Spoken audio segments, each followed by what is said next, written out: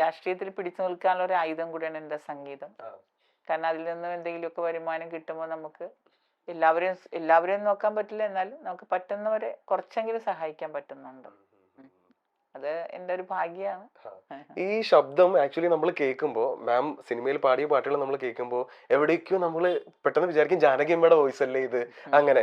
അപ്പോ അങ്ങനെ ഒരുപാട് പേര് തെറ്റിദ്ധരിച്ചിട്ടില്ലേ ശരിക്കും ജാനകിയമ്മയാണ് ഈ പാട്ട് പാടിയത്? എല്ലാവരും തന്നെ, കാരണം ജാനകിയമ്മയുടെ ഞാൻ ഒരുവിധപ്പെട്ട പാട്ടുകളെല്ലാം റീടേക്ക് ചെയ്ത്, അതായത് രണ്ടാമത് റെക്കോർഡ് ചെയ്ത് പാടിയതാ എല്ലാ പാട്ടുകളും. ജാനകിയമ്മയുടെ ഒരുവിധപ്പെട്ട എല്ലാ പാട്ടുകളും. ഇനി തെലുങ്കിലും കന്നഡയിലും പാടിയത് പോലും ഇവിടെ കൊണ്ടുവന്ന് എന്നെ കൊണ്ട് പാടിക്കുമായിരുന്നു ഒരുപാട് പാട്ടുകൾ. അത് ഭാഗ്യത ലക്ഷ്മി ഭാരമ്മ എന്ന് പറഞ്ഞ് അങ്ങനത്തെ പാട്ടുകൾ. അതുപോലെ ഹാടുത്തികളു നേത്രാവതി കേളി ബന്നി ಮಂಜುನಾಥ ದೇವನಕ್ಕೆ ಜಯ ಜಯವನ್ನಿ പളനിമല ക്ഷേത്ര മൂർത്തി ബാലമുരുക. അതിന് മലയാളം ഉണ്ട്, മനസ്സിലായില്ലേ?